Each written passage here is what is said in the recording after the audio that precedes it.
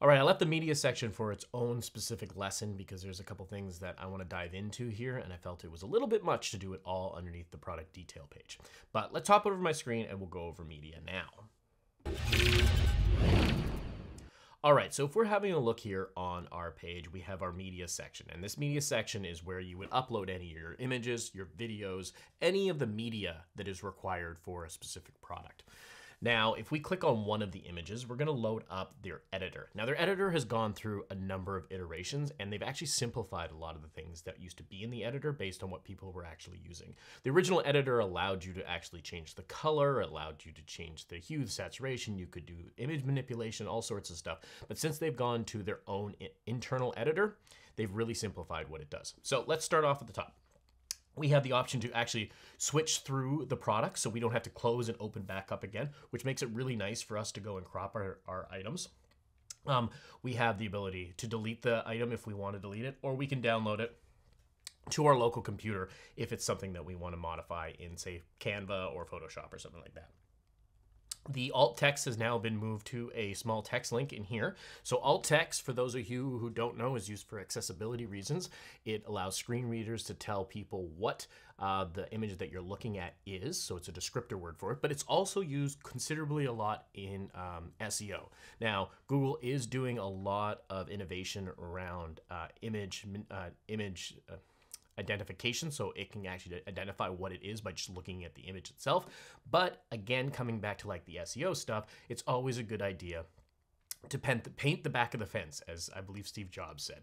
So you always want to paint the part that people aren't looking at because it's used for other things. So we want to put in our alt tags here: black, Adidas, backpack, front. Nice descriptive word. We're going to save that alt text, and that's going to update the alt on the image. Now, some of the other options that we have crop and rotate, so we can rotate the image if we want to. We can flip it. We can rotate it to the right. We can rotate it to the left. We can crop it if we want to make it square. Say, for example, this one particularly probably would look great square. It's got a little bit of extra white around it, so we can go and change that. Or we could go freeform. We can do a nice little sliver if we want to. As soon as we hit done, it's going to crop it for us, and that will update the file on the CDN. Once we hit save, it will take those changes and it will apply them back to your site, and then you can close it off, and then those things will be updated. Now, for adding images to your media, so say you have some images and you want to add them in there, you can actually drag and drop the entire thing. So you can go and grab all your files, drag them straight over this box here, and it'll add them to your store.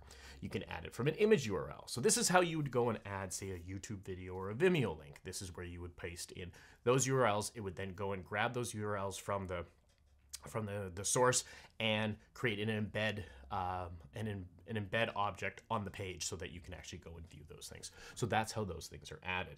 Now, one of the things that I want to add to media is once you've added your media on here, you want to assign it to a variant.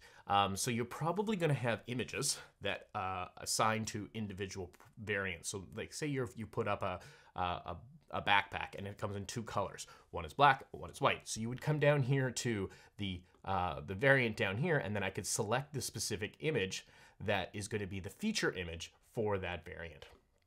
And I can hit add. And then now you can see Shopify has now set that image to be that specific picture. Now, if you go and view, so let's go and preview this image. And if it's only set to one color right now, but if I had a second color in here, let's do an example here.